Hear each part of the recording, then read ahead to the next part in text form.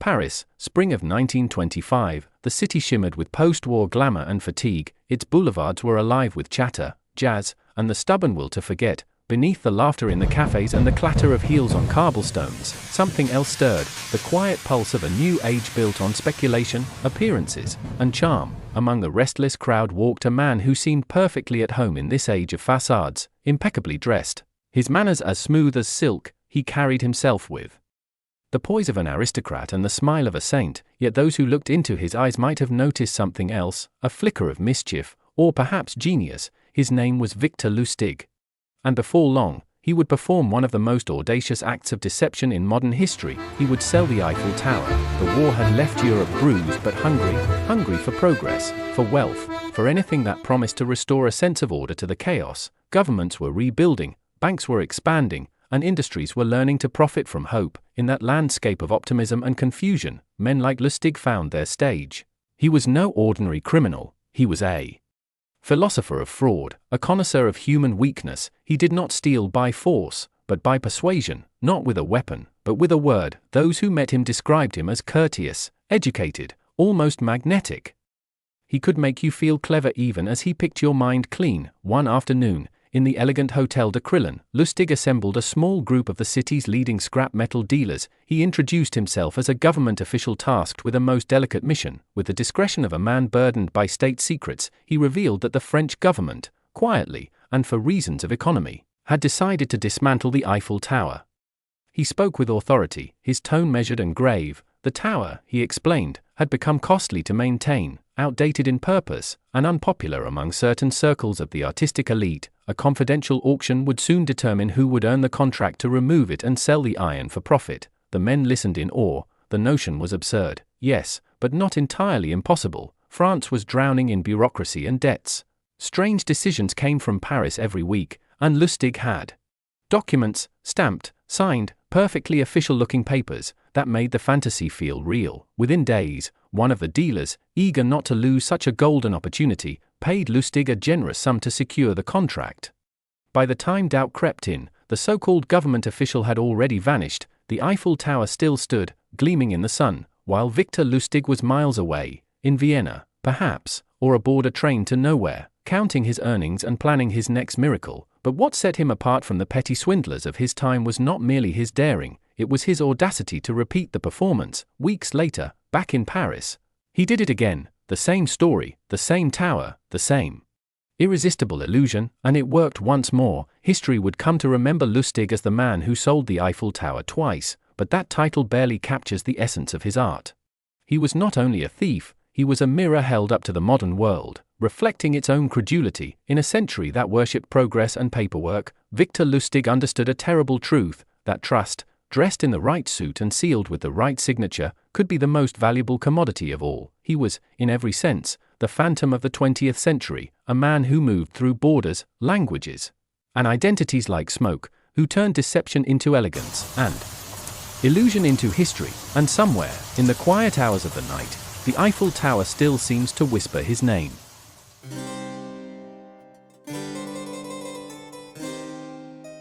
Paris rusts, not just the iron of its bridges and rooftops, but the very dreams that once built it. The Great War had ended only a few years earlier, yet its echo lingered like dust upon every facade. Behind the laughter of cabarets and the perfume of the boulevards, the city was tired of mending itself, tired of pretending that the old world had survived. The Eiffel Tower stood as both symbol and burden. Conceived as a marvel of engineering, it had become an unwanted relic. Some called it beautiful, others, a monstrosity of metal. The artists of Montparnasse mocked it as a stain upon the skyline, and for the French government, it was something far less romantic. The problem: its maintenance devoured funds, its paint peeled with each passing season, and its purpose had long been exhausted. It had been built to celebrate the 1889 Exposition, and now, in 1925, it was simply there, too big to ignore, too costly to justify. For Victor Lustig, this was not a monument, it was an opportunity waiting to be read between the lines of bureaucracy and boredom.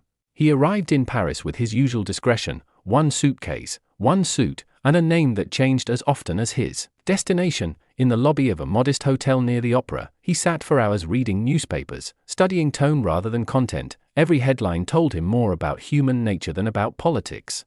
The public mood, he sensed, was restless, People had learned to trust officials again after the chaos of war, and that trust was his greatest tool. He spent days visiting ministries and offices, listening to the language of government, formal, hesitant, full of vague authority. He memorized its rhythm. He knew that most men obeyed tone more than truth. Soon, a plan began to take shape, delicate, absurd, and yet, in its own way, flawless. He forged a set of official letters, printed on elegant stationery, bearing the seal of the Ministry of Posts and Telegraphs, a name chosen deliberately, obscure enough to sound plausible yet distant enough to avoid immediate scrutiny. The documents announced that a confidential tender would be held for the removal and sale of the Eiffel Tower. He rented a suite at the Hôtel de Crillon, one of the most luxurious hotels in Paris, and had invitations sent to 5 of the leading scrap metal dealers in the country. The tone of the letter was impeccable, neither too proud nor too desperate, the perfect mixture of secrecy and authority. When the day came, Lustig greeted his guests with warmth and formality. He played his part with exquisite precision, the weary but honorable bureaucrat burdened with a delicate mission. He began his speech with a sigh. "Gentlemen," he said, "the tower has stood for nearly 4 decades, it has served its purpose, but the cost of keeping it intact has become intolerable. The government has decided, in utmost discretion, to dismantle it and sell the iron for reuse.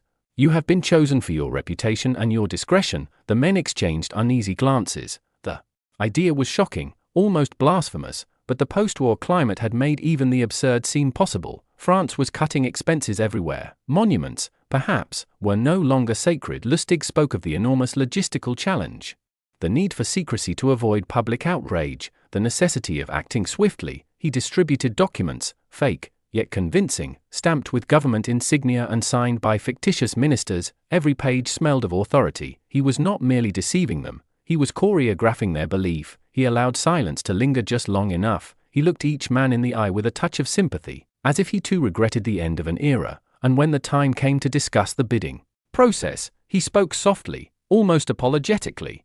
"There is, of course," he said, "a certain administrative cost in ensuring that your proposal is considered favorably. The government cannot, officially, discuss such matters, but I trust your understanding." The phrase hung in the air like perfume, vague, delicate, unmistakable. Among the men, one name stood out: André Poisson, a newcomer to the trade, eager to prove himself among older competitors. He was wealthy enough to risk it, ambitious enough to believe it, and insecure enough to crave validation. Lustig saw it immediately. The hunger in his handshake, the tremor of vanity behind his smile. Over the next few days, Lustig met privately with Poisson, cultivating his trust. He spoke of political pressure, of his own dissatisfaction within the ministry, of his admiration for honest businessmen. Over drinks in the Crillon bar, he let slip that he feared his superiors might award the contract to someone less capable, unless a certain gesture of goodwill were made. Poisson understood. He always had. A few days later, in an envelope thick with francs, the gesture was made. Lustig accepted it with the restraint of a man who had handled bribes before, without triumph, without greed, as though duty demanded it. Then, with impeccable courtesy, he thanked Poisson for his confidence and promised a formal announcement soon. That evening, Lustig left Paris. By the time Poisson discovered the truth, that the tower was not for sale, that the ministry had no such department, that the official had vanished, Lustig was already across the border, smoking calmly in a first-class carriage bound for Vienna. He had stolen nothing tangible, and yet he had taken something far greater: the city's faith in its own seriousness. Paris rusted, indeed, not in its metal, but in its certainty that such a thing could never happen. And Victor Lustig, somewhere in the twilight between admiration and outrage, smiled at the irony, for in a city that worshipped art, he had created a masterpiece, invisible, perfect, and paid in full.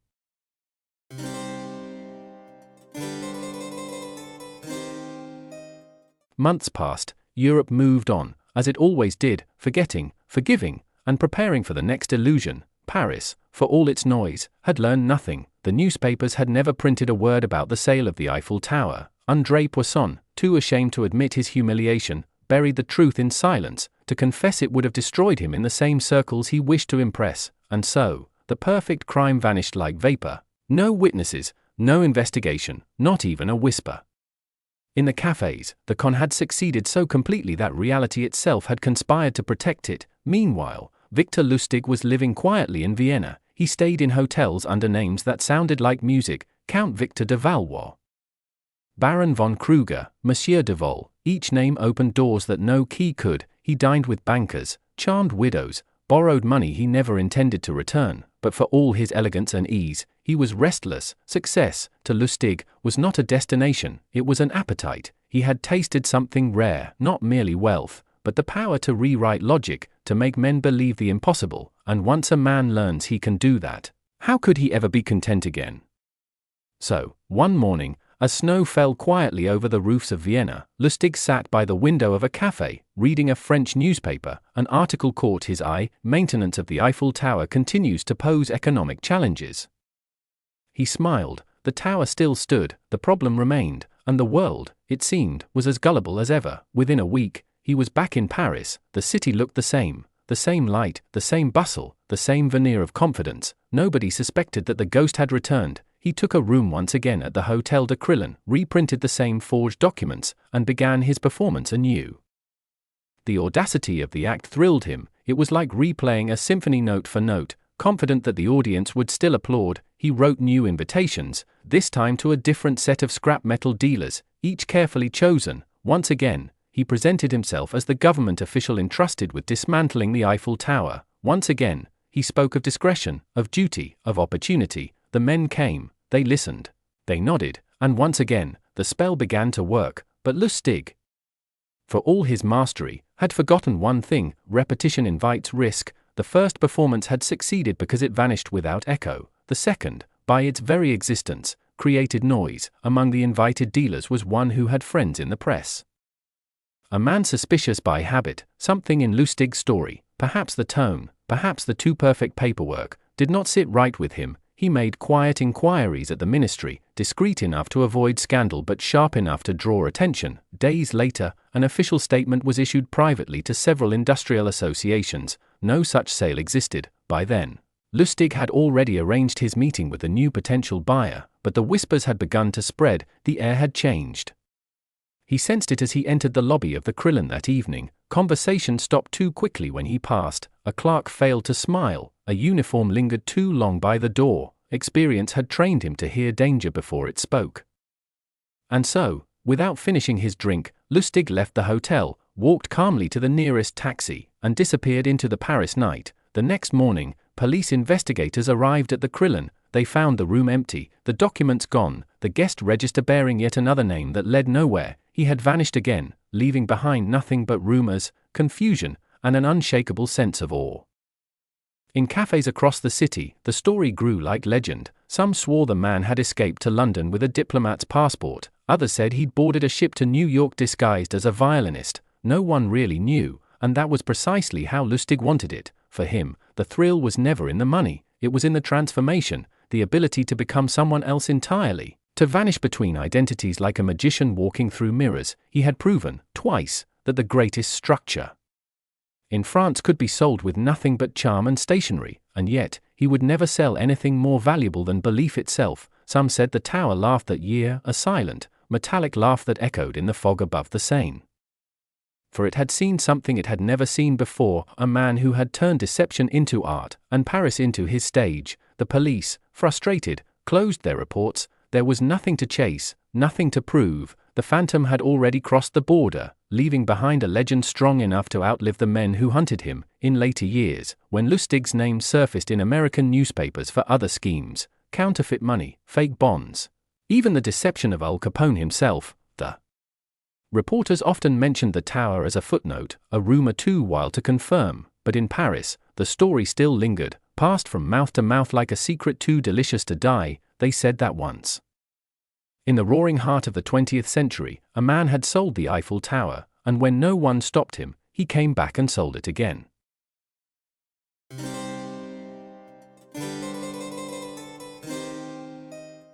He moved through the world as if it were a stage built for his quiet dominion. Paris, Vienna, New York, all cities where men believed in reason and progress, became the perfect playground for someone who understood the vanity that held those dreams together. Victor Lustig knew that the true architecture of society was not stone or law, but persuasion. Everything could be moved, sold, reshaped.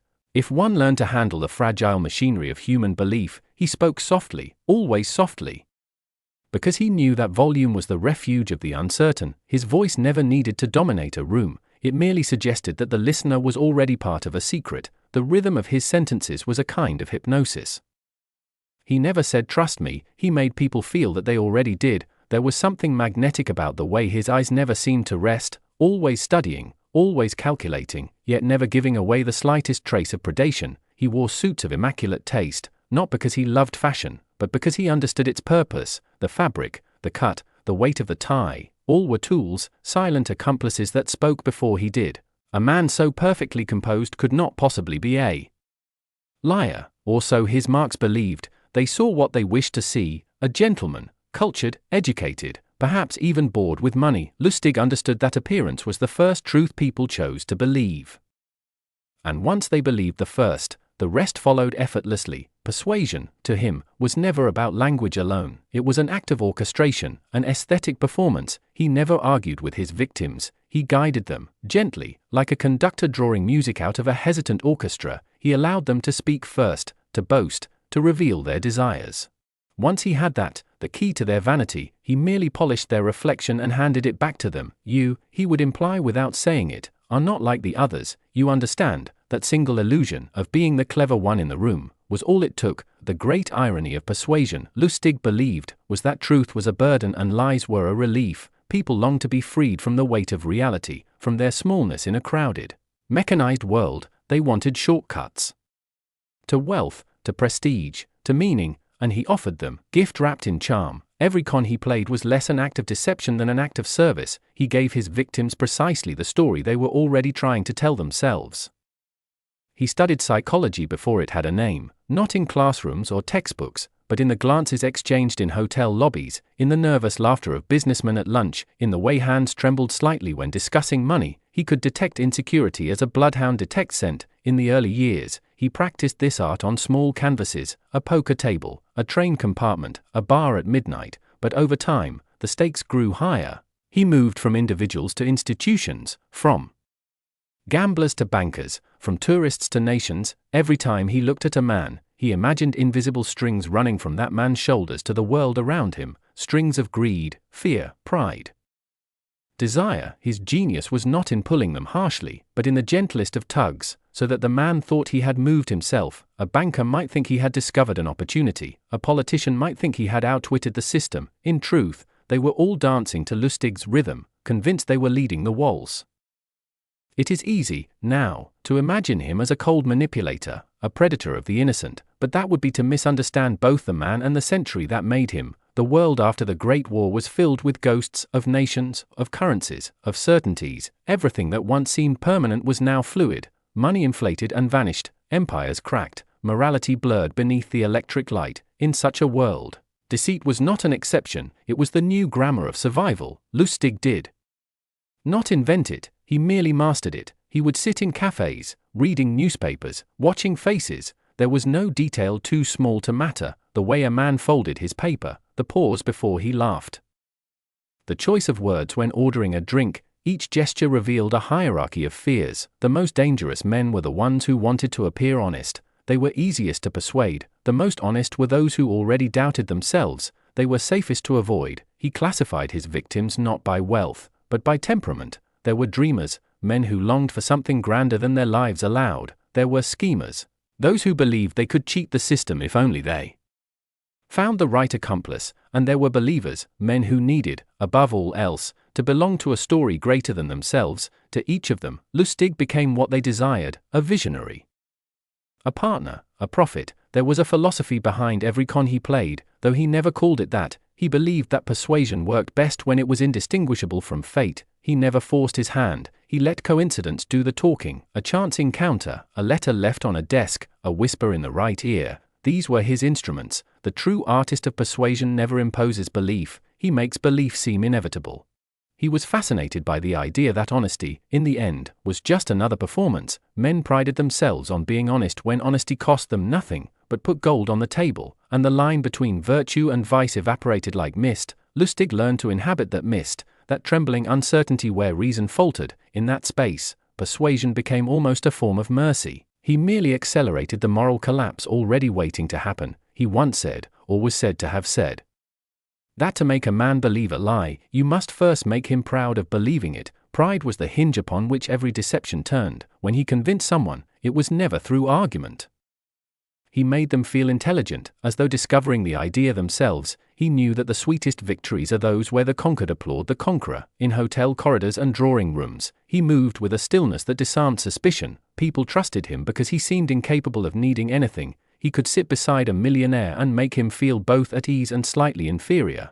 He could dine with aristocrats and speak of art and philosophy with the confidence of a man who owned none of it but understood all of it. Persuasion, he believed, was not about words, it was about aura. If anyone asked about his past, he would smile faintly and divert the question. A small town near the Danube, he might say, but I learned more in train compartments than in any classroom. It was not what he said, but how he left silence afterwards, a silence that made the listener fill in the blanks with admiration. The art of persuasion requires empathy, but not compassion. He could step into another man's mind, sense the tremors of his hopes, and build upon them, but he did not pity them. Pity clouded judgment, and persuasion required clarity. To him, manipulation was not cruelty, it was mathematics, the geometry of desire, the angles of trust. He learned to mirror people subtly, a technique unknown to psychology then but instinctively mastered by him. A mirrored gesture, a pause after the same word, a faint echo of the other's laughter. Within minutes, the listener would feel a mysterious connection, as though finally meeting someone who understood. The truth was simpler. Lustig had merely constructed a reflection. There was something tragically beautiful in his understanding of human weakness. He saw it not as a flaw, but as the engine of civilization. The same yearning that built cathedrals and empires was the yearning he exploited in hotel rooms and parlors. He did not destroy trust, he revealed what it was made of. Longing, vanity, self-deception. He was not a monster feeding on innocence, but a mirror held up to a world already in love with illusion. His greatest creation, however, was himself. Victor Lustig was less a man than a design, an evolving performance fine-tuned for persuasion. Each accent he spoke, each alias he used, each identity he inhabited was part of a grand, invisible exhibition. In an age when governments forged propaganda and banks forged value, Lustig simply forged belief, and belief, as the century would prove again and again, was the most powerful currency of all.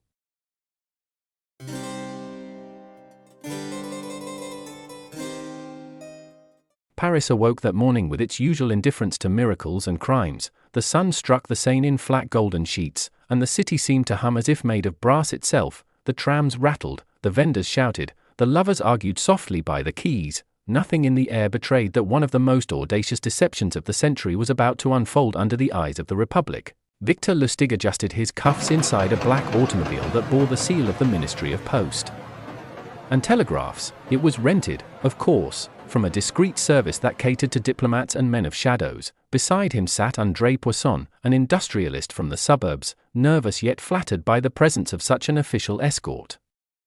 Between them, a leather briefcase held contracts embossed with the insignia of the French government, stamps forged with patience, signatures copied with reverent precision. Everything about Lustig exhaled legitimacy, the scent of cologne, the measured tone, the impeccable penmanship. To doubt him would have seemed impolite. The car crossed the Pont d'Iéna, the iron silhouette of the tower growing as if summoned by the very idea of modernity. It was 1925, and the city was still healing from war and revolution. Metal rusted, bills inflated, reputations corroded. To sell the Eiffel Tower, in such a time, did not seem absurd, it seemed symbolic. Lustig watched the great lattice rising ahead, its bolts and rivets glinting like coins. He leaned towards Poisson with a conspiratorial smile, murmuring about maintenance costs, about bureaucratic inefficiency, about how a nation sometimes had to sacrifice symbols to preserve itself. His words slid through the air like oil. The industrialist nodded, already picturing his furnaces devouring the sacred iron,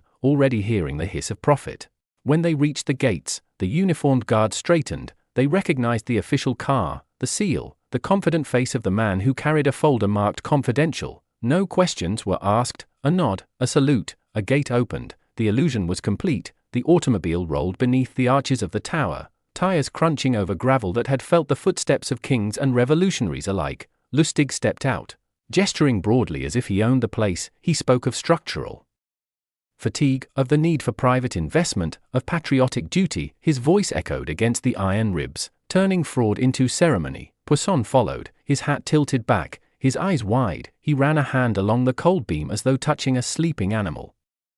In his imagination, the tower was already dismantled, melted, resurrected as 1,000 bridges and locomotives. He could almost smell the steam of his factories mingling with the ghosts of Paris. Lustig watched him with calm amusement, aware that greed was the simplest instrument in the orchestra of deceit. He did not need to push, he only needed to conduct the tempo. Every hesitation from Poisson was met with a sigh about ministerial urgency, every doubt dissolved under the weight of official paper, every flicker of conscience was soothed with patriotic rhetoric. By midday they sat in a nearby hotel, the documents laid out like relics of an invisible empire. Lustig produced a fountain pen whose nib gleamed like a blade. Poisson signed, trembling slightly, and handed over a check that represented more than a lifetime's fortune. Lustig accepted it with the solemnity of a priest receiving confession. He even promised to invite him to the demolition ceremony, a private affair, of course. They shook hands, the gesture slow and binding. Outside, the city carried on, oblivious. A pigeon landed on the parapet of the tower, a couple posed for a photograph, the bells of Notre Dame drifted faintly over the rooftops. History itself seemed to look away, as if unwilling to interrupt genius. That evening, as the industrialists celebrated in private, the car bearing the seal of the Republic glided once more through the streets, but this time, it carried only one passenger. Lustig had packed his briefcase with the quiet efficiency of a man folding a dream. He did not hurry. Haste was for the guilty. He paused in his modest hotel room, lit a cigarette, and watched the smoke rise like a column of vanishing ink. Paris at night shimmered beneath him. A labyrinth of mirrors and false reflections. Somewhere in the distance, the tower glowed in electric light. Ignorant of its symbolic sale, he left no trace, not even an unpaid bill. The concierge would later recall him as polite, punctual, unforgettable, a man who vanished as neatly as he appeared. At the train station, he purchased a first-class ticket to Vienna under a different name, the check already converted into hard currency. The train whistled like a conspirator. Lustig leaned back against the seat, letting the rhythm of the wheels carry him away from consequence. He thought not of guilt or triumph, but of elegance. Every con, he believed, was an art of choreography. To execute it without noise was the highest form of grace. By dawn, the French border receded behind him. Newspapers fluttered in the hands of commuters, headlines of politics, of scandals, of nothing that mattered. There was no mention of a sale, no whisper of deceit. Silence covered the act like snow. Lustig smiled faintly, knowing that the true perfection of theft was not in the taking, but in leaving the world unchanged. The tower still stood, proud and unknowing, its rust catching the morning light. Paris went on breathing, and somewhere between reality and legend, a man with too many names had just sold it, as easily as a man might sell the air. He closed his eyes as the train curved eastward, feeling the hum of the tracks beneath his feet. The perfect theft, he thought, was not measured by the value of what was stolen, but by the purity of its execution. Behind him lay a city that would not even realize it had been robbed. Ahead, new cities awaited, with new marks, new illusions. The briefcase rested by his side, heavy with currency and silence. For a moment, he imagined the sound of applause, faint, distant, eternal. Then he opened his eyes, and the landscape of Europe stretched before him, vast and unsuspecting.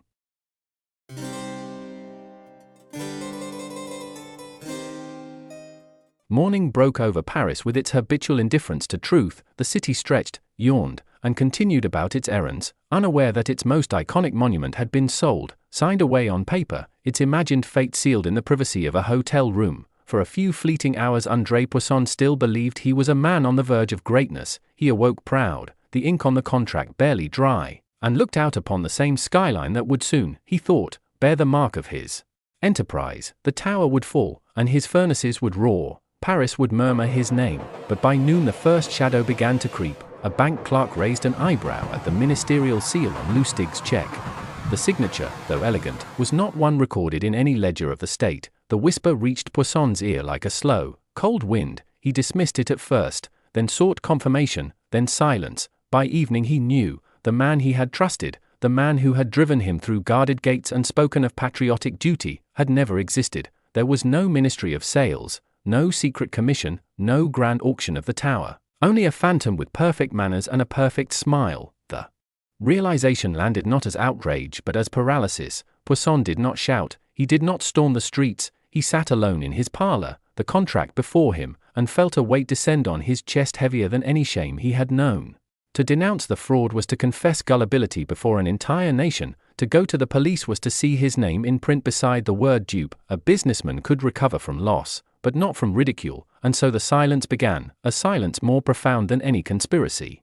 Days passed. The newspapers continued their dance of trivial scandals, a duel at the opera, a minister's mistress, a football match, not a single line about the sale of the tower, not a rumor, not a murmur. The editors had heard nothing, for no one had dared speak. Pride became the accomplice of crime. Paris, city of gossip, suddenly forgot to whisper. In that silence lay Lustig's true genius. He had stolen not the iron of a monument but the voice of a city. Meanwhile, somewhere far beyond the boulevards, in a suite overlooking the Ringstrasse of Vienna, Lustig unfolded a newspaper printed in French. He scanned it lazily, savoring each headline as a gambler savors the pause before the dice settle. Nothing, not a word. He let the pages fall and laughed softly to himself. The room was warm. The air smelled of cigars and ink. On the desk before him lay his briefcase, still immaculate, its contents reduced now to neat stacks of francs and a handful of documents bearing false crests. He poured himself a drink and stood by the window. The Danube glimmered under a pale moon. He raised his glass slightly, as if to toast an invisible companion. To discretion, he murmured, to perfect silence. 4 weeks he remained in Vienna, invisible among diplomats and thieves, reading the Parisian press with the devotion of a lover waiting for a sign. None came. The tower still stood, magnificent and oblivious, hosting tourists, catching sunlight on its rusted lattice. France had not moved. The world had not flinched. It was as if nothing at all had occurred, and that nothingness was the masterpiece. He began to wonder if perhaps the act could be repeated. Was crime not merely a form of theatre, dependent on audience? If no one had seen the first performance, why not stage it again? The thought took root, delicate and poisonous. A single successful fraud tempts its author not to rest, but to replicate. The silence that had once protected him now whispered encouragement. Paris had forgotten. Paris could be persuaded again. Back in France, Poisson carried on as though untouched. He attended dinners, spoke of business, laughed when required, but in private he could not bear to pass near the Champ de Mars. The sight of the tower was unbearable, that colossal monument of iron and deceit. Each rivet seemed to glint with mockery, yet he kept his secret, the shame embalmed within him, unspoken to wife or partner. His silence became the mortar of Lustig's legend. And the city? Paris, ever hungry for stories, let this one slip between its teeth. The streets kept their rhythm, the cafes their smoke, the lovers their quarrels. The tower stood, proud and untarnished, and no one asked who owned it. Silence became part of its architecture, invisible but enduring, somewhere across borders and names. Victor Lustig, or whatever he called himself that month, smiled at the irony. In an age obsessed with sound, he had built a symphony out of absence. The newspapers spoke of ministers, not of him. The police filed reports about pickpockets, not phantoms. Even the bankers who had glimpsed the forged seal decided it was wiser to forget. His crime had no witnesses, no victims who dared to exist. It was perfect not because it was bold, but because it vanished. Night after night, Paris glittered as though nothing in its history had shifted, but in that glitter, unseen and eternal, lingered a void, a silence that had been bought with deception, pride, and genius. The tower had not been dismantled, but something else had, the boundary between the believable and the impossible. And in that void, the phantom of the century took a breath, smiled, and began to imagine his return.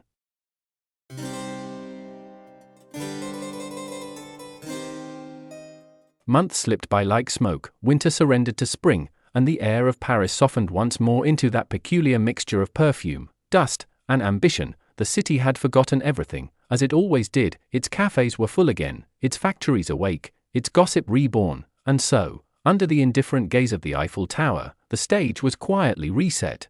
From a train arriving from Vienna stepped a man who was not supposed to exist. His name in the passport was different, his hair shorter, his moustache thinner. The customs officer barely looked at him. Victor Lustig, under whatever name he now wore, walked back into Paris as if returning to a masterpiece that had been left unfinished. He had stolen money before, but silence was the prize that had seduced him most. Now he came to steal it again. He returned to the same hotel, the same corner cafe, the same illusion of authority. Everything was in place except the players. He sent out letters once more, on thick paper bearing the emblem of the government. The text was nearly identical to the first, refined by experience. A discreet invitation to a select group of industrial magnates to discuss a confidential matter regarding the future of the Eiffel Tower. The irony tasted sweeter the second time. Responses arrived promptly. In an age before cynicism became fashionable, the veneer of bureaucracy was irresistible. The industrialists came, curious, cautious, ambitious, they met him in a private salon of the Hotel de Crillon, beneath chandeliers that had witnessed revolutions and romances. Lustig greeted them with measured charm, speaking of the tower's maintenance costs, of political indecision, of opportunities available only to those with vision. He moved among them like a maestro guiding an orchestra of vanity. He watched their eyes as they read the documents, as they calculated the profit of transforming Paris's iron skeleton into capital. He could almost hear the gears of greed turning. But among them was one man who did not smile, a younger industrialist, sharp-featured and impatient, studied Lustig with a scrutiny that bordered on hostility. His eyes lingered too long on the forged seal, on the signatures too perfect to be true. He asked questions that were too precise. Lustig answered them with effortless grace, but behind the calm of his voice a thin thread of tension began to pull. The meeting ended with promises of private correspondence, of decisions soon to be made. The guests departed. Their footsteps fading down the marble corridor, Lustig remained alone for a moment, gazing at the papers on the table. Everything had gone perfectly, almost. There had been a pause, a hesitation, a note of discord. He knew the sound of suspicion when he heard it. The perfection of his first crime had spoiled him. He could no longer tolerate even the whisper of doubt. That night, in his room, he paced beneath the low ceiling. Cigarette burning between his fingers, he had planned every detail. As before, the rented limousine, the guard's bribes, the contract ready to sign, yet something inside him whispered caution. He imagined the young industrialist speaking to the police, describing his accent, his gestures, the impossible familiarity of his face. For the first time in years, Lustig felt the presence of consequence, and indeed, while he hesitated, the machinery of law began to stir. The suspicious guest had visited a police office, uncertain yet compelled. The officer on duty had laughed at first. The tower sold. Absurd, but curiosity is the twin of deceit. Soon the matter reached ears less amused. Investigations began quietly, discreetly. Names were cross-checked. A clerk remembered a similar inquiry months before. Patterns formed. The phantom began to take shape. Lustig sensed it without proof. His instincts, honed through years of deceit, told him the net was tightening. He moved quickly. The next morning he checked out of the hotel, paid his bill in cash, and vanished into the arteries of Paris. He changed clothes in a public lavatory, folded his forged papers into a new briefcase, and boarded a train bound for Strasbourg. Behind him, police officers arrived at the hotel with questions that met only polite shrugs and empty rooms. The chambermaid remembered his cologne, nothing more. The pursuit began. Telegrams flashed across borders. A description circulated. Tall, elegant, speaks fluent French and German, manner of a diplomat, suspected of extraordinary confidence. But by the time the words reached each stationmaster, the man himself had already passed through. Lustig traveled lightly, switching compartments, blending with travelers who carried secrets of their own. He bought newspapers at every stop, scanning the headlines as if reading his own obituary. The tower, once again, stood silently in its place, but this time Paris was beginning to murmur. In the border town of Basel, a young inspector spotted a man who matched the description. He approached. But Lustig was already gone, slipping through a side exit into another train bound for Vienna. The chase stretched across Europe like a rumor, elegant and futile. Each hour brought him closer to safety. And yet the thrill had curdled into fatigue. He realized that escape, too, was a kind of prison, one constructed from repetition. Every lie required another, every alias another death. By the time he reached Austria, the rhythm of the rails had become a lullaby of exhaustion. He leaned back in his seat, watching the landscape pass in pale blurs. He had done it again, almost perfectly, but not entirely. This time the silence had broken. However faintly, the world had begun to hear the echo of his footsteps, and that, he knew, marked the end of an era. When the train crossed the frontier, he opened his briefcase and gazed at its contents, the forged contracts, the government seals, the letterheads that had once made him invincible. He closed it gently, as though sealing a coffin. The smile that touched his lips was thin, almost weary. Somewhere behind him, in a city that still sparkled like champagne, policemen were writing reports, journalists were sharpening pens, and the tower stood gleaming, untouchable, eternal. Victor Lustig disappeared once more into the folds of Europe, a man made of smoke, leaving behind only whispers and the faint scent of cologne in empty rooms. He had sold the Eiffel Tower twice, but the second time, he had also sold the illusion of infallibility. And as the train plunged into the darkness of another tunnel, he understood that even phantoms cast shadows.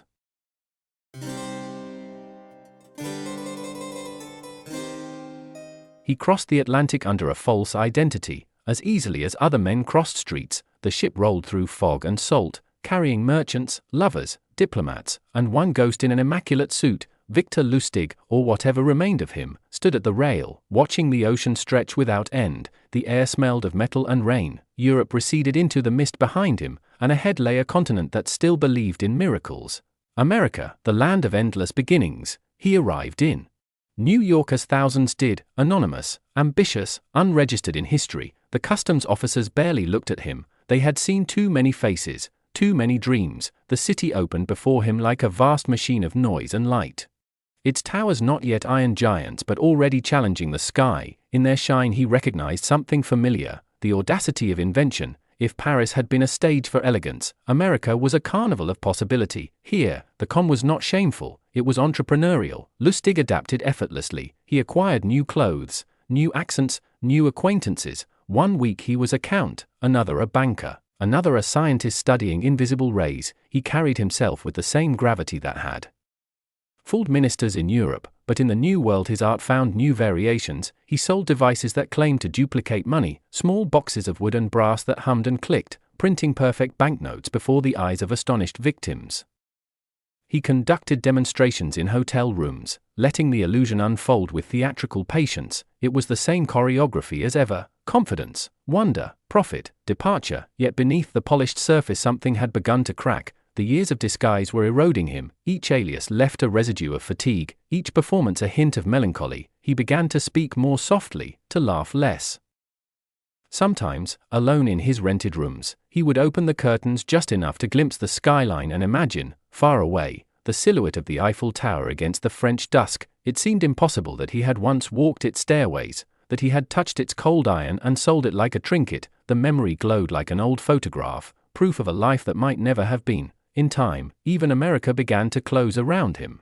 The police grew sharper, the newspapers bolder. The world of illusion was shrinking, replaced by bureaucracy and fingerprints, by borders that remembered faces. His name, or rather, his names, began to appear in files and telegrams. He became a rumor the law could finally spell.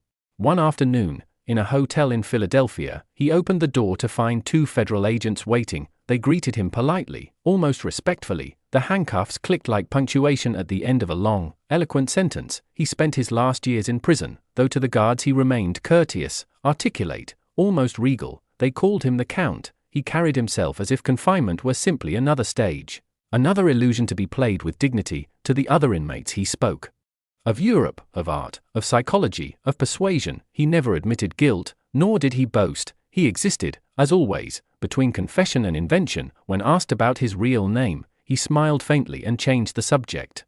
Illness found him quietly. The years of shifting identities had left him thin, as though the act of pretending had consumed his substance. In his final days he requested a newspaper from Paris, an old habit he had never lost. The paper arrived, weeks out of date. On the front page, a photograph of the Eiffel Tower beneath rain. He stared at it for a long time, tracing its outline with his eyes, as if confirming it still stood, unchanged, eternal. The Iron Monument had survived wars, scandals, empires, and him.